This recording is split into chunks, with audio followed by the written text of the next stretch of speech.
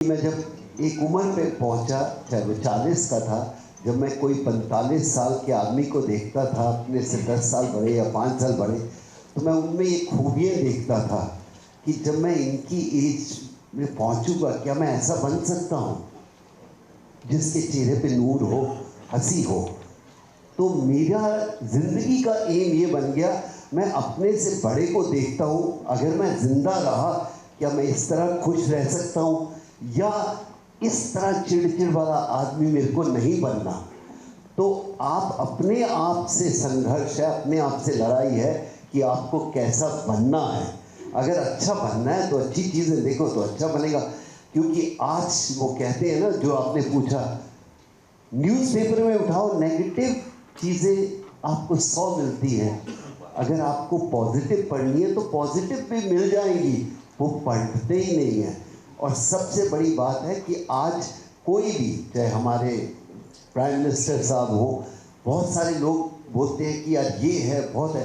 मैंने कहा अगर किसी की खूबी ढूंढनी है ना, पहले वो देखो भी, इनमें 10 खूबियाँ निकालो, शायद 2 गलत भी हो सकती हैं, लेकिन आप जिस आदमी को पसंद नहीं करते सिर्फ उसकी गलतियां निकालते हैं तो फिर आप कामयाब नहीं हो सकते। क्योंकि आपने अपना माइंडसेट बना लिया है कि मुझे इस तरह का इंसान ही चाहिए। नहीं, इंसान अलग अलग तरह के हैं, क्या हम उनमें खूबी तो आप चोर में भी ढूंढ सकते हो।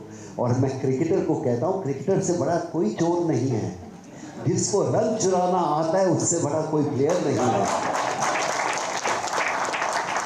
ये कहते हैं कि वो रन, भाई हम कहते हैं क्रिकेट में उसने रन चुरा लिया, या तो वो बर्ड गर्ल है, या ये है कि वो बड़ा छात्र है, उसने दोनों बल्लों के बीच, दोनों फील्डर के बीच में लग के रन चुरा दिया। वो स्मार्टनेस है, वो चोरी नहीं है। तो इसलिए उसमें भी खूबी है। बढ़िया। मैंने किताब पढ़ी, एक इसमें एक और चीज़ है, जो एक कोट है Hindi, brought up that culture does help you with that, and उसके बाद you work on that. I think realization who you are is the most important thing. आप कौन हो?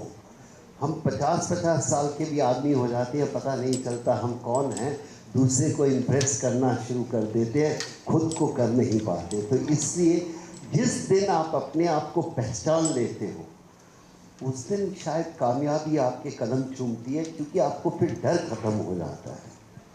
जब मैंने क्रिकेट शुरू की तो पता था नहीं इंग्लिश आती तो नहीं आती, कोई ज़बरदस्ती थोड़ा है इंग्लिश आना, क्रिकेट तो आती है ना, क्रिकेट तो आती है ना। तो शायद इसीलिए मैं कहता हूँ कि जब क्रिकेट शुरू की तो हमारे क्रिकेट में एक था, इसको इंग्लिश आती है, तो उन्होंने बोला कि कपिल को तो कैप्टन नहीं बना सकते, इसको इंग्लिश नहीं आती है। तो मैं अक्सर बार बार कहता हूँ, तो मैंने उस समय बोला था, जब मैंने अपने आप को पहचाना उस समय बोला था कि यार कोई ऑक्सफोर्ड से ले आओ जो इंग्लिश बोले, वो इंग्लिश बोले, मैं क्रिकेट खेलूँ। I think self believe and self realisation is important, कि आप कौन हो। और लोग मर जाते हैं तब भी नहीं पता चलता आप कौन हो। ये सबसे बड़ी शायद है। जिस फैमिली से मैं आया या जिस सराउंडिंग में मैं बड़ा हुआ उसमें यही था कि लड़ाई हो गई है तो बाप भी बोल देता था, मार के आया तो झड़ ले, रो के आया तो वापस चला जाए। ये सेल्फ बिलीव है। इसको आप नेगेटिव भी ले सकते हो कि क्या सिखाया है, लेकिन सेल्फ बिलीव है कि फिर डरना नहीं। और जब डर निकल जाता है तो सेल्फ बिलीव बढ़ जाता है, और जिसके अंदर डर रहता है वो सेल्फ बिलीव कभी भी नहीं ला पाता। वही क्रिकेट के ऊपर है कि आप परफॉर्मेंस को देख रहे हो, डर रहे हो कि परफॉर्मेंस होगी कि नहीं होगी कि नहीं, तो फिर आप क्रिकेट नहीं खेल सकते। न डर हो के खेलोगे तो आप भी मज़ा पाओगे, देखने वाले भी मज़ा पाएंगे। लास्ट थिंग, पदमजीत के बारे में कोई ऐसी बात बताइए जो अभी तक कह नहीं, ना निखिल ने बोली है ना ऋचा ने बोली है, कोई अपना एक वाक्य पदमजीत। आई थिंक सबसे बड़ा, ज़्यादा हमें बात नहीं करनी चाहिए, नहीं तो लोग किताब नहीं पढ़ेंगे।